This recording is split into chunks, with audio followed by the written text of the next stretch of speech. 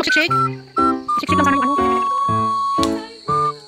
Slowly. Tanggalin mo yung shoes mo, Jube.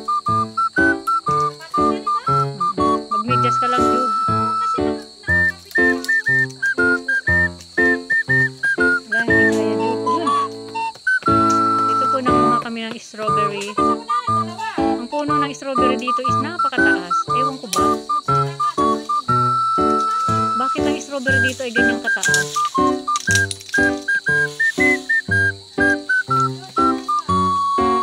Yan si Juby.